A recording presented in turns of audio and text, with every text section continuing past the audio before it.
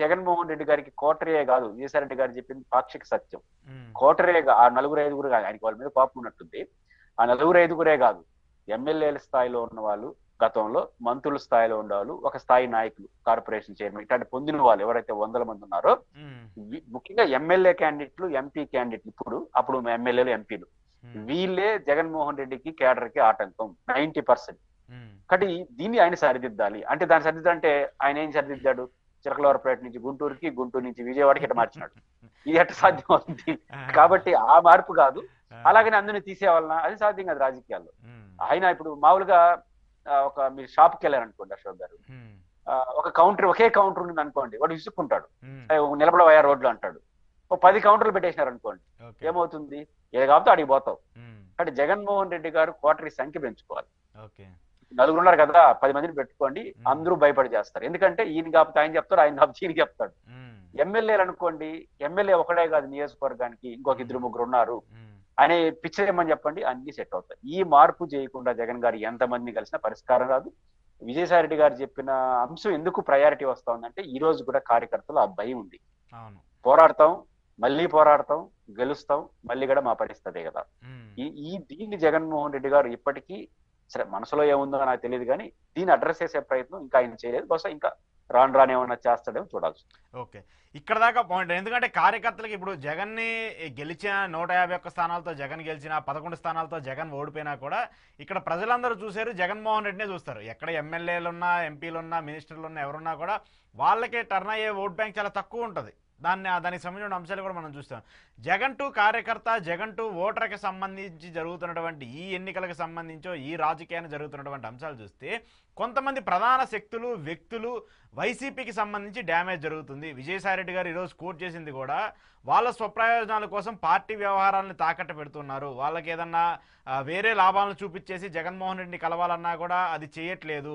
తద్వారా జగన్మోహన్ రెడ్డి నష్టపోతున్నాడు. జగన్మోహన్ రెడ్డి వాళ్ళు చెప్పినటువంటి అంశాలనే విని ఇదే నిజం అనుకుంటున్నాడు, నిజాన్ని మర్చిపోతున్నాడని చెప్పేసి అంశాన్ని కూడా విజయసాయి రెడ్డి గారు చాలా పెద్ద ఎత్తున మాట్లాడుతూ వచ్చారు. గతంలో కూడా చాలామంది వైసీపీకి సంబంధించిన కీలక నేతలు కూడా, కేతిరెడ్డి లాంటి వాళ్ళు కావచ్చు, మరి కొంతమంది డైరెక్ట్గా బయటకు వచ్చి మాట్లాడారు. అవును, ఇది నిజం, వాస్తవంగా ఇలాంటి జరుగుతుంది, ఒక ఎమ్మెల్యేలుగా ఉన్నటువంటి వ్యక్తులమే మేము జగన్మోహన్ రెడ్డిని కలవలేదనేటువంటి ఒక ప్రచారం చాలా పెద్ద ఎత్తున జరిగింది. అప్పుడు జరిగింది.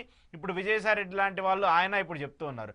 ఎందుకు జగన్మోహన్ రెడ్డి తెలుసుకోలేకపోతున్నారు? జగన్మోహన్ రెడ్డి తెలుసుకోవడంలో విఫలమయ్యారు. ఎందుకంటే 5 ఏళ్ల పాటు ఆయన పాదయాత్ర చేసి, అంటే 2014 నుంచి 2019 పాటు ప్రతిపక్షంలో ఉండి ఆయన విజయం సాధించడానికి ఎంత సాయశక్తిలా ప్రయత్నించారో మనం చూసాము, మనకు తెలుసు కూడా. ఎందుకు ఇప్పుడు జగన్మోహన్ రెడ్డి అలాంటి ప్రక్రియలు చేయలేకపోతున్నారు? ఆ కోటరీ చుట్టూ ఎందుకు ఆగిపోయారు? ఇప్పుడు వైసీపీలో ఒక వరుస ఏంటంటే, జగన్ క్యాడర్ మధ్య గ్యాప్ అంటున్నారు. ఇది శుద్ధ తప్పు. జగన్ క్యాడర్ ఎప్పుడు సెట్ కాదు. జగన్ లీడర్, క్యాడర్ ఎట్టుండాలి వరుస. Jagan leader, cadre. ఇక్కడ జగన్ గారు డైరెక్ట్ గా క్యాడర్ అంటే సాధ్యం కాదు, వేలాది మందిని ఆయన అడ్రస్ చేయలేడు. లీడర్ అంటే ఎమ్మెల్యే కాదు, లీడర్ అంటే ఆయన చుట్టూ ఉన్న కోటరీ కాదు, ఇది మార్చుకోవాలి. లీడర్ అంటే ఎమ్మెల్యే, ఎంపీ, ఆయన చుట్టూ ఉన్న కోటరీ, ఇది కాదు లీడర్ అంటే. ఒక్కొక్క జిల్లాలో 50 మందో 60 మందో ఎమ్మెల్యేలు, ఎమ్మెల్సీలు, ఎంపీలు కాకుండా లీడర్లు ఉంటారు. వాళ్ళందరూ లీడర్లు. ఒక్కొక్క జిల్లాకి ఇట్లాంటి వాళ్ళు 100 మంది ఉంటారు. ఒక నియోజకవర్గానికి 5 మంది 10 మంది ఉంటారు. 10 నియోజకవర్గం 50 మంది నుంచి 100 మంది ఎక్కువ అండి మా పాత జిల్లాల్లో. ఆ రకంగా రాష్ట్రం అంతా తీసుకుంటే ఒక 1500 మంది ఉంటారు యాక్టివ్ లీడర్షిప్ గా ఉండేవాళ్ళు, ఎమ్మెల్యేలు కాదు. ఈ 1500 మంది జగన్ గారు అసోసియేషన్ లో ఉండాలి. వీళ్ళతో ఆయన అసోసియేషన్ అంటే అర్థం ఏంటి? పలకరించడం కాదు.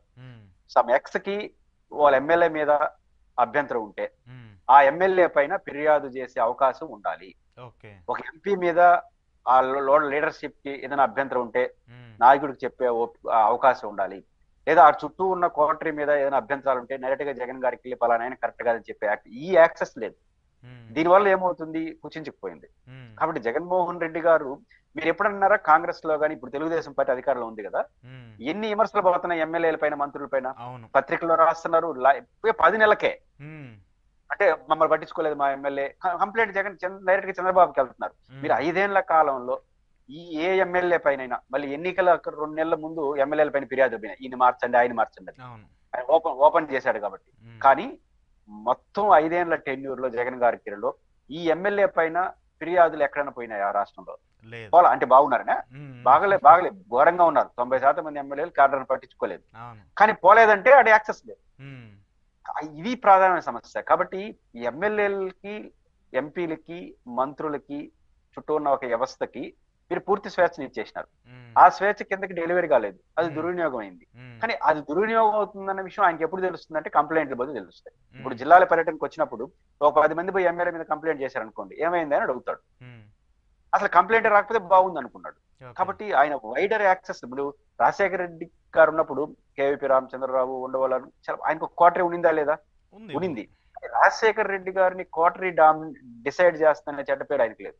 ఇక్కడ కోటరీ డిసైడ్ చేస్తుందని నిజానికి రాజశేఖర రెడ్డి గారు. అదే నా పాయింట్ కూడా ఇక్కడ ఏంటంటే ఇప్పుడు కేవీపీ రామచంద్రరావు గారిని రాజశేఖర రెడ్డి గారి ఆత్మని ఎంత ప్రలోభ పెట్టినా చాలా మంది ఉంటారు. ఎప్పుడు కూడా decisions make by YS Rajasekhara Reddy గారు తీసుకుంటారు, కానీ ఎప్పుడు కూడా కేవీపీ గారు తీసుకునేవారు. కానీ ఇక్కడ ఏం జరుగుతుంది, డెసిషన్స్ జగన్ తీసుకున్నా కూడా దాన్ని ప్రొజెక్ట్ చేసేది ఎవరు? కోటరీ ప్రొజెక్ట్ చేస్తున్నట్టు బయటకు వస్తుంది. దాని ద్వారా పార్టీ నష్టపోతుంది, జగన్ నష్టపోతున్నాడు కదా.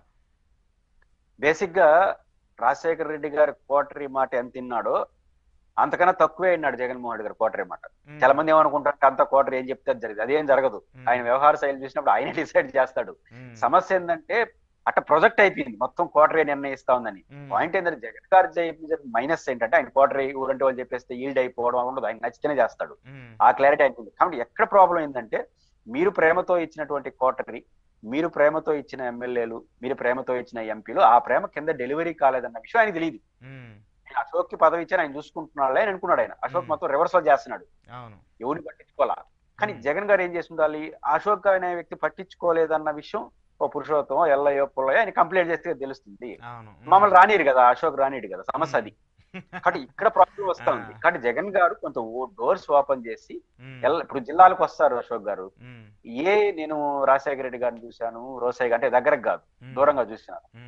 ఏ ముఖ్యమంత్రి వచ్చినా ఎయిర్పోర్ట్ కు వస్తే 100 మంది పోయి వెల్కమ్ చెప్పేవాళ్ళు. జగన్ గారు వస్తే ఆ ప్రసక్తే ఉండదు. ఎమ్మెల్యే లేకపోతే ఎమ్మెల్యే కొడుకు, ఎమ్మెల్యే కూతురు, ఎవరు ఉండరు. అప్పుడు ఆయన కంప్లైంట్ ఎట్లా పోతాయి? పోదు. కాబట్టి ఆయనకి ఫిర్యాదులు అందలేకపోవడం ఆయనకి తెలియదు సమాచారం. ఇదే ప్రపంచం అనుకున్నాడు.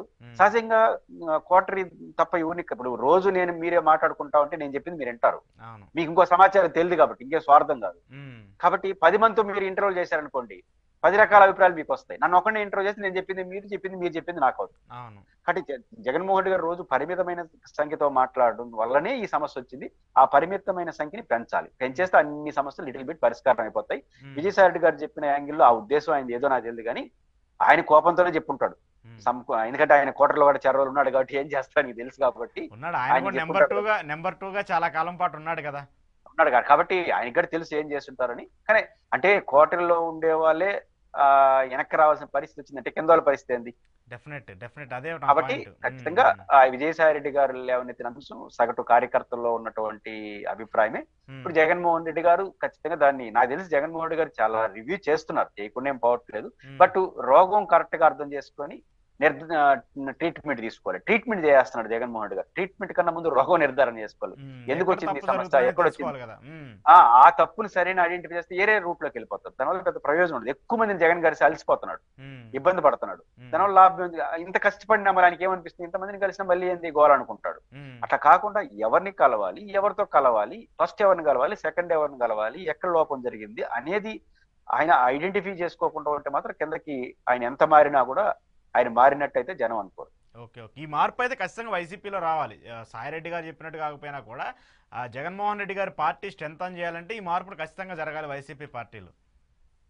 ఆయన రెగ్యులర్ గా మధ్య పులివెందులకు వెళ్తున్నాడు కాబట్టి ఖచ్చితంగా మారుతాడు. ఎందుకంటే పులివెందుల వాళ్ళు మామూలుగా ఉండరు, పక్కన ఉండేవాడిని బట్టి చెప్తారు, ఫస్ట్ ఈయన తీసేయండి అంటారు వాళ్ళు.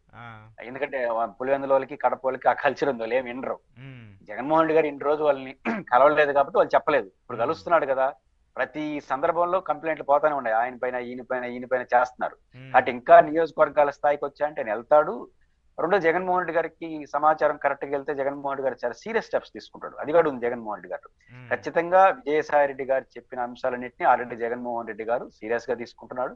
విజయసాయి రెడ్డి గారి ప్రకటన, విజయసాయి రెడ్డి గారి మాటలు ఖచ్చితంగా వైసీపీలో సంచలనానికి దారితీస్తాయి. ఆల్రెడీ జగన్మోహన్ రెడ్డి గారు ఆ విషయాలు ఉన్నాయి కాబట్టి ఇంకొంచెం లోతుగా చర్చిస్తారు. అంటే విజయసాయి రెడ్డి గారి పట్ల ఆయనకి ఏదో ఇంతకు మించి ఆయన సేవలు వద్దనుకున్నాడేమో, ఇట్లాంటివి ఉన్నాయేమో, బహుశా ఆయన పక్కన పెట్టాడు. ఆయన్ని ఎవరో చెప్తే చెప్పుడు మాటలని పక్కన పెట్టిన వ్యక్తి అయితే నేను అనుకోను. బట్ విజయసాయి రెడ్డి గారికి ప్రయారిటీ తగ్గింది కాబట్టి ఆయన పక్క వెళ్ళాడు అనేది క్లియర్ గా ఈ రోజు మాటల్లో అర్థం అవుతుంది. అదే అర్థమైపోయింది. ఆయన చెప్పేశాడు కదా! నాకెప్పుడు కూడా జగన్ మీద వ్యక్తిగతంగా గ్రడ్జ్ ఏం లేదు. వ్యక్తిగతంగా ఆయన్ని ఏదో చేయాలని లేదు. కానీ నాకక్కడ కొంచెం గ్యాప్ వచ్చింది నాకు జగన్‌కి మధ్య. సో, ఇంక నేను ఉండదలుచుకోలేదని చెప్పేసి ఆయన చాలా క్లియర్ కట్‌గా చెప్పారు. గ్యాప్ అంటే బాగుండేది, మనసు విరిగిపోయింది అన్నాడు.